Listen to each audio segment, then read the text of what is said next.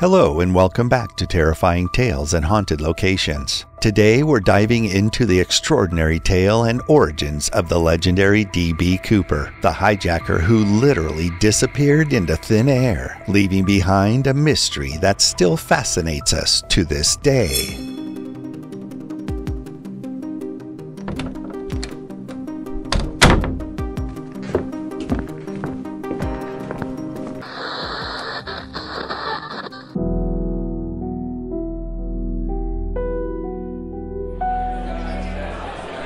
On November 24, 1971, a man approached the flight counter of Northwest Orient Airlines at the Portland International Airport, gripping a black briefcase firmly in his hand. He purchased a one-way ticket for Flight 305. On the ticket, he scribbled the name Dan Cooper. Flight 305, operated by Northwest Orient Airlines at the time, now Delta Airlines, was a routine 30-minute flight between Portland and Seattle-Tacoma International Airport, 165 miles north of the Portland Airport. However, Flight 305 would be anything but routine. Eyewitnesses recalled Cooper as a white male in his mid-40s, wearing a black or brown business suit, a crisp white shirt, and a sleek, thin black tie. In addition, he wore a black raincoat and brown shoes. Carrying both a briefcase and a nondescript brown paper bag, Cooper confidently walked onto Flight 305, a Boeing 727 aircraft, seating himself in the rear, specifically in seat 18E. He summoned a flight attendant and placed an order for a bourbon and 7-Up. As Flight 305 departed Portland International Airport at approximately 2:50 p.m. Pacific Standard Time, the aircraft carried its crew of 6. Captain William Scott, First Officer William Radixak, and Flight Engineer Harold Anderson in the cockpit, along with cabin crew members Alice Hancock, Tina Mucklow, and Flora Schaffner.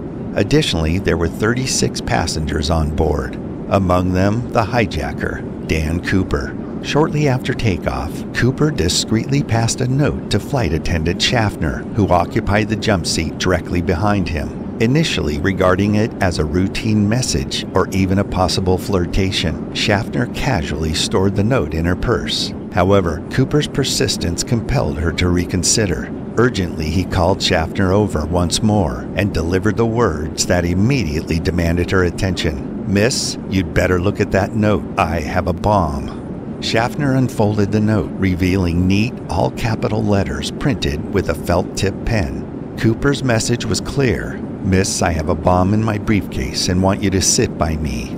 Following Cooper's instructions, Schaffner returned the note to him and took a seat beside him, her mind racing with the gravity of the situation. With a calm demeanor, she discreetly inquired about the bomb. Cooper complied, opening his briefcase to reveal 2 rows of 4 red cylinders. At first glance, Schaffner assumed they were sticks of dynamite. Attached to these cylinders were wires and a large cylindrical battery, creating an ominous assemblage that resembled a bomb in every detail. After securely closing the briefcase, Cooper proceeded to describe his demands to Schaffner. She wrote his instructions onto a note, making her way to the cockpit to apprise the flight crew of the situation. Captain Scott instructed Schaffner to remain in the cockpit for the duration of the flight and asked her to document the events as they transpired. Captain Scott wasted no time, establishing contact with Northwest Flight Operations in Minnesota to relay the hijacker's demands. Cooper's stipulations were clear. He demanded $200,000 to be delivered in a knapsack by 5 p.m. Additionally, he insisted on 2 front reserve parachutes and 2 back or main parachutes, emphasizing that the currency must be in negotiable American funds. The request for 2 sets of parachutes suggested Cooper's intentions, hinting at the possibility of a hostage or accomplice, a tactic to dissuade authorities from supplying non-functional equipment. With Schaffner in the cockpit, Flight Attendant Mucklow sat behind Cooper, serving as an intermediary between him and the flight crew. Cooper proceeded to outline further demands. Upon reaching Seattle, Cooper insisted that fuel trucks be ready to meet the plane, and all passengers must remain seated while Mucklow personally brought the ransom money on board. He declared that he would release the passengers only after securing the money. Additionally, he specified that the last items to be brought on board should be the 4 parachutes. Captain Scott then promptly alerted Seattle Air Traffic Control about the unfolding situation, prompting them to swiftly contact local law enforcement and the FBI. Passengers were discreetly informed of a minor mechanical difficulty causing a delay in their arrival at Seattle. Meanwhile, the president of Northwest Orient at the time granted authorization for the ransom payment and instructed all employees to fully cooperate with the hijackers' demands. For approximately 2 hours, Flight 305 circled Puget Sound in the Seattle area, allowing Seattle police and the FBI ample time to gather Cooper's ransom money and parachutes, while also mobilizing emergency personnel. Throughout the flight from Portland to Seattle, Cooper insisted that flight attendant Tina Mucklow stay close by his side. Recalling the experience later, Mucklow revealed that Cooper displayed an intimate familiarity with the local geography. As he peered out the window, he accurately identified Tacoma, Washington. Impressively, he also noted that McChord Air Force Base was merely a 20-minute drive from Seattle-Tacoma Airport, reflecting on Cooper's demeanor. Mucklow described him as remarkably composed. He exhibited a calm demeanor and was very polite. As the plane continued to circle Seattle, Mucklow engaged in conversation with Cooper. Curious about why he chose Northwest Airlines for the hijacking, he chuckled, clarifying that his decision wasn't fueled by any grudge against Northwest Orient, but rather because it aligned with his intentions. When Cooper asked Mucklow where she was from, she told him Pennsylvania originally, but her current residence was in Minneapolis. Seeking to ease the tension, he offered her a cigarette, to which she originally declined. However, for this occasion, she accepted his offer anyway. Seattle First National Bank provided the $200,000 ransom. The ransom consisted of 10,000 unmarked $20 bills. Seattle First National Bank was selected because it had already prepared for potential hostage situations just like this one by recording, photographing, and setting aside $250,000. At approximately 5:24 p.m., Captain Scott received a notification that the parachutes had been delivered to the airport. Cooper was promptly informed that his ransom demands had been met and that the aircraft would be landing soon. By around 5:46 p.m., Flight 305 touched down at Seattle-Tacoma Airport. With Cooper's approval, the plane was directed to a dimly lit runway. Upon parking the aircraft, Cooper issued instructions that only one representative from the airline would approach the plane with the parachutes and the money. Furthermore, he specified that the sole entrance and exit point would be through the aircraft's front door via the mobile stairs only. The role of courier was assigned to the Northwest Orient Seattle's operation manager. Following Cooper's directives, the ground crew attached the mobile staircase, while flight attendant Mucklow exited the aircraft through the front door to retrieve the ransom money. After securing the money bag, she walked past the seated passengers to deliver it to Cooper, seated in the last row. After a brief examination of the money, Cooper agreed to release the passengers.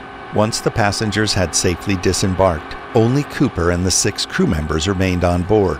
Following Cooper's demands, Mucklow made 3 trips outside the aircraft to retrieve the parachutes, which she then brought to him in the rear of the plane. As Mucklow brought aboard the parachutes, Flight Attendant Schaffner approached Cooper, asking if she could retrieve her purse from a compartment behind his seat. Cooper agreed, reassuring her that he wouldn't bite.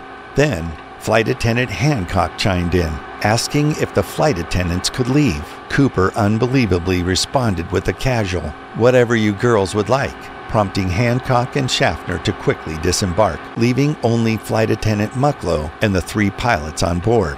A hiccup in the refueling process led to a delay, prompting the arrival of a second and then a third truck to complete the refueling. Amidst the wait, Mucklow recounted how Cooper voiced his dissatisfaction, noting that the money had been delivered in a cloth bag instead of a knapsack as he had instructed. Now faced with a need to improvise, Cooper took matters into his own hands. With a pocket knife in hand, he sliced the canopy from one of the reserve parachutes and stuffed some of the money into the now empty parachute bag. An FAA official did request a face-to-face meeting with Cooper aboard the aircraft, but Cooper flatly denied the request. Taking charge, he instructed the cockpit crew to chart a southeasterly course towards Mexico City at approximately 115 miles per hour. However, Cooper seemed aware of the aircraft's limitations at low airspeeds and expressed concern about the potential for stalling. He also directed the flight crew to maintain an altitude below 10,000 feet. Additionally, Cooper specified that after takeoff, the landing gear must remain down, the wing flaps set to 15 degrees, and the cabin remain unpressurized throughout the flight. First Officer Radixak informed Cooper that the range of the aircraft would be limited due to the aircraft's configuration. He informed Cooper that they would only be able to fly about 1,000 miles before requiring another refueling. Cooper and the crew deliberated and settled on Reno Tahoe International Airport for refueling. Cooper went on further, instructing the aircraft to take off with the rear exit door open and the air stair extended. Additionally, he insisted that Mucklow remain on board to assist with the operation. At approximately 7:40 p.m., Flight 304 embarked on its journey, carrying only Cooper, Mucklow, Captain Scott, First Officer Radixak, and Flight Engineer Anderson. However, accompanying them were two F-106 fighters from McCord Air Force Base and a Lockheed T-33 trainer trailing behind the 727, out of Cooper's line of sight. After takeoff, Cooper directed Mucklow to lower the aft staircase. Concerned for her safety, she voiced her fear of being pulled out of the aircraft to both Cooper and the flight crew. In response, the flight crew suggested she come to the cockpit and secure herself within an emergency rope. However, Cooper dismissed the idea, assuring her that he would handle the lowering of the stairs himself. He then instructed Mucklow to make her way to the cockpit, draw the curtain partition between coach and first class, and refrain from returning to the cabin. Before Mucklow returned to the cockpit, she pleaded with Cooper to take the bomb with him. Cooper reassured her that he would either disarm the bomb or carry it himself. With that, she made her way towards the cockpit, glancing back to see Cooper in the aisle, securing what seemed to be the money bag around his waist. The entire sequence from takeoff to Mucklow's entrance into the cockpit spanned 4 to 5 minutes. Throughout the flight to Reno, Mucklow remained in the cockpit, ultimately becoming the last individual to lay eyes on Cooper. Around 8 p.m., a warning light in the cockpit flashed, signaling that the aft staircase had been deployed. Using the cabin intercom, the pilot reached out to Cooper, offering assistance, but received only a terse response: no. Then, at approximately 8:13 p.m., the aircraft's tail abruptly pitched upward, prompting the pilots to swiftly adjust the trim. With the aft cabin door open and the staircase extended, the flight crew remained in the cockpit, uncertain of Cooper's whereabouts. Mucklow utilized the cabin intercom to relay to Cooper that they were nearing Reno, emphasizing the necessity of retracting the stairs for a safe landing. Yet neither Mucklow nor the flight crew received any response from Cooper. At 11:02 p.m., Flight 305 touched down at Reno Tahoe International Airport, the aft staircase still extended. FBI agents, state troopers, sheriff deputies, and Reno police quickly surrounded the aircraft, but refrained from approaching due to concerns that Cooper and the bomb might still be on board. Captain Scott conducted a thorough search of the cabin, verifying that Cooper had indeed disembarked. After a meticulous 30-minute search, an FBI bomb squad officially declared the cabin safe, alongside 66 latent fingerprints found on board the airliner. FBI agents also retrieved Cooper's black clip-on tie, a mother-of-pearl tie clip, a hair from Cooper's headrest, and 8 filter-tipped Raleigh cigarette butts from the armrest ashtray. One of the parachutes had been opened, with 3 shroud lines cut from the canopy. Extensive interviews followed with eyewitnesses in Portland, Seattle, and Reno, conducted by FBI agents, leading to the development of a series of composite sketches. Local police and FBI agents wasted no time in interrogating potential suspects following the hijacking. Recognizing the possibility that the perpetrator might have used his real name or a familiar alias, Portland police tracked down and interviewed a resident named D.B. Cooper. Although this individual had a minor police record, he was swiftly ruled out as a suspect. However, a journalist's rush to meet a deadline resulted in the mistaken association of this individual with the hijacker. This initial error was picked up by a United Press International wire service reporter, and other media outlets simply repeated the mistake. Thus, the legend of the elusive D.B. Cooper was born. Despite an extensive search of what the FBI identified as the drop zone and hundreds of thousands of hours dedicated to additional investigative efforts, along with the utilization of current forensic technological evidence, all leads have ultimately reached dead ends. Consequently, on July 8, 2016, almost 45 years after the hijacking of Northwest Orient Airlines Flight 305, the FBI officially suspended the active investigation into the D.B. Cooper case. To this day, local field offices remain open to receiving any credible evidence about the parachutes or the ransom money that may come to light. Furthermore, the vast 66-volume case file compiled over the 45 years of the investigation will be preserved for historical purposes at FBI headquarters in Washington, D.C., and made accessible to the public through the FBI website. This crime remains the only unsolved case of air piracy in commercial aviation history, and as of the uploading of this video, the case of D.B. Cooper remains unsolved. That's all for now. Don't forget to like, comment, and subscribe if you enjoyed the video. Until next time, thank you for watching.